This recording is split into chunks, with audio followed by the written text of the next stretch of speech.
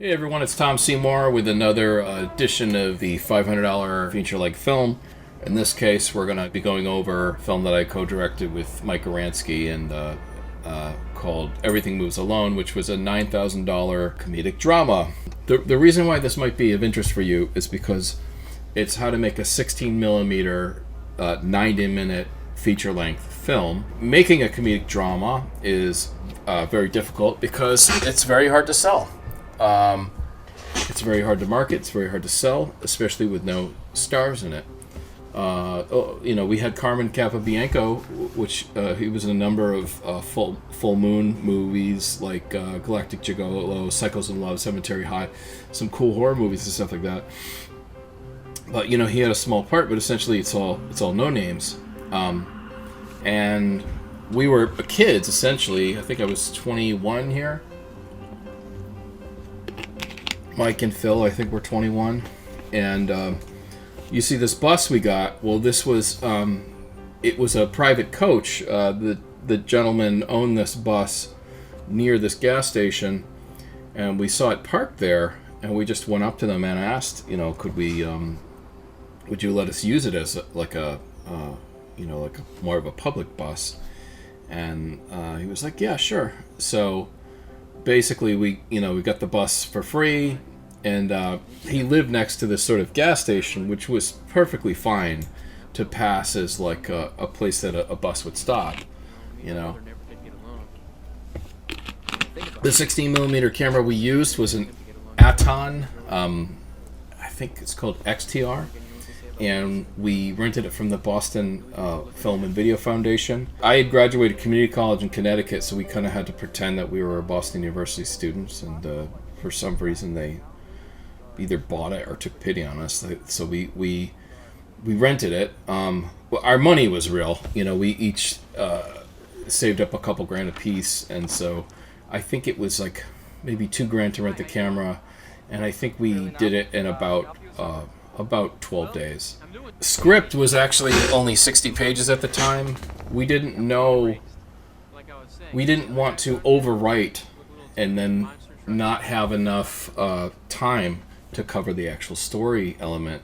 So we were assuming that we could do things like make the montages last a certain amount of time, make the chase scene. There's a really brief chase scene in it.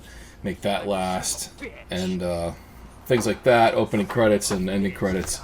We figure we could get up to 90 minutes, and that's what we did. And it was we actually had, I think, a 95-minute running time, and then we actually were able to cut it down. The good thing about doing a comedic drama on 16 with no money is that it forces you to do less coverage. So if you can see, like this scene, it's we're staying in the shot. We only grabbed a few close-ups. There's a close-up of me. There's a close-up of Phil. So can you imagine we shot this straight through? This is our master. We only popped in for close-ups, reaction shots, not even talking shots. And then there's this one cut in because there's an extra line. But we're able to move the camera and to pan over to get a couple extra lines that way. But if you can imagine, when you're shooting, you're cutting in your head. This was very much shot the way Mariachi was shot by Robert Rodriguez, but because we were doing a drama, it was actually less complicated. So you're kind of moving through scenes, knowing that you're going to stay in this master angle. And you're not going to run the camera the whole way through because you're definitely going to change angle to this other angle, like 30 seconds in. So you could say, well, that's not necessarily like how they would do it in the studio system, and you're absolutely right. But I think we bought 30 rolls of film, and they're 12 minutes a piece. So we had a very narrow shooting ratio, they call it, the amount of raw footage per finished product.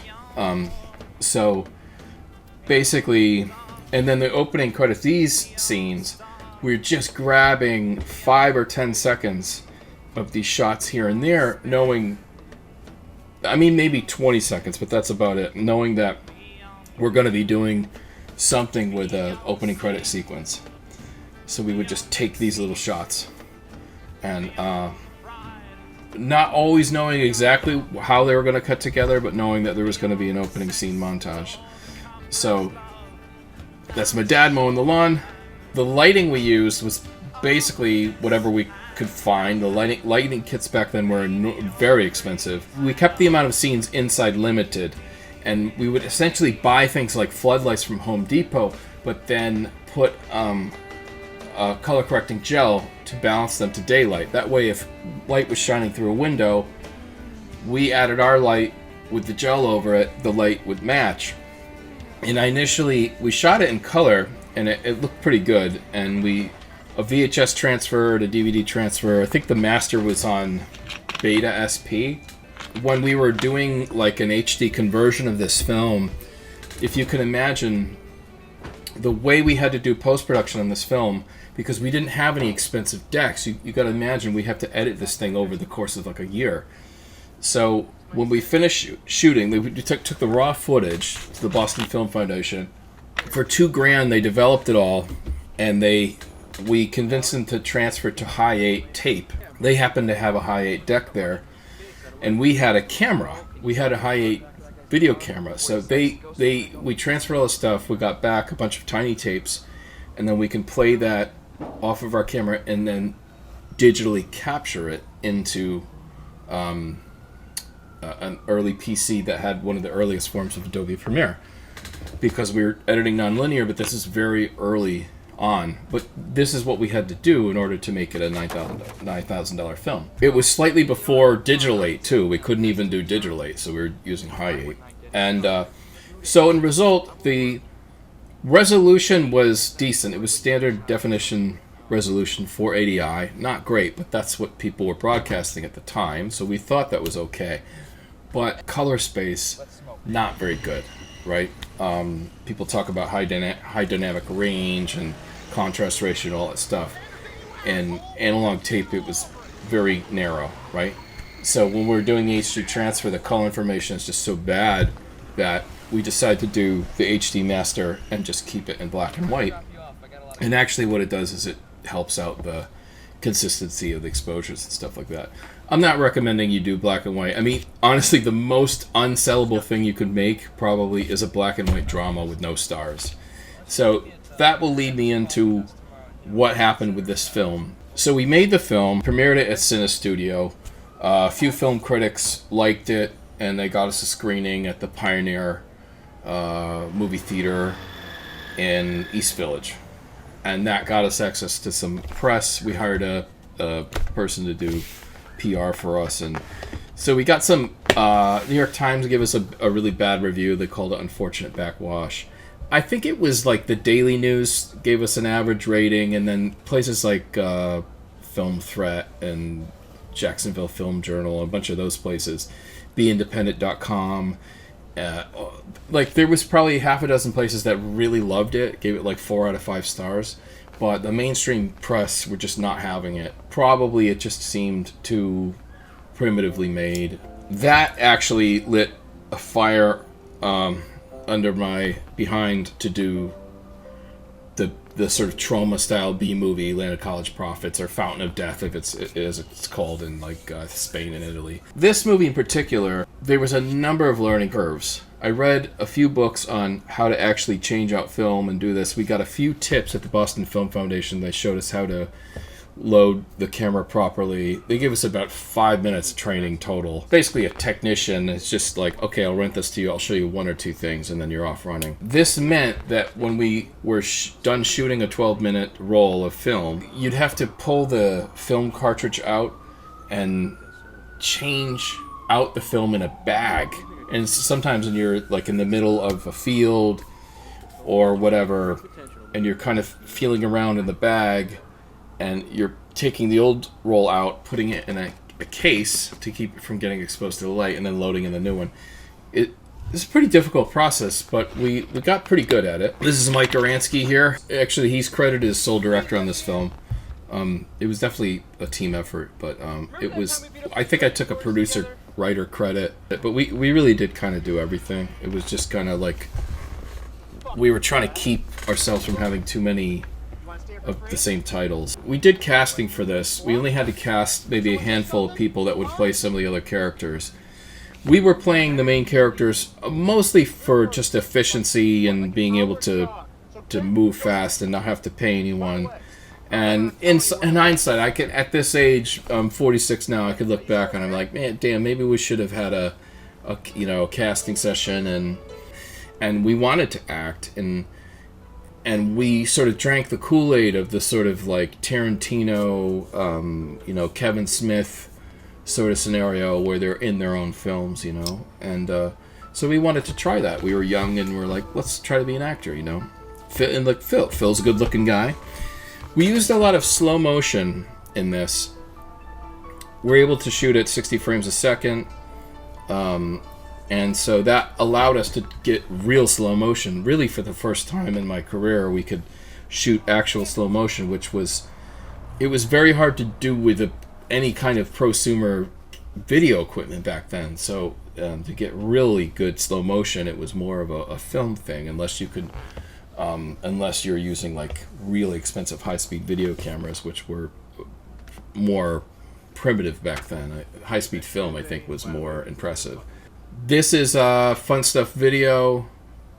I forget if this was owned by my cousin at the time, or I think it was owned by my cousin Scott at the time. So we're able to shoot in this store for free. And obviously this feels very Clerks, because it's black and white and it's in a video store, right? And it's the clerk is Matt Ford, who's kind of a wise ass.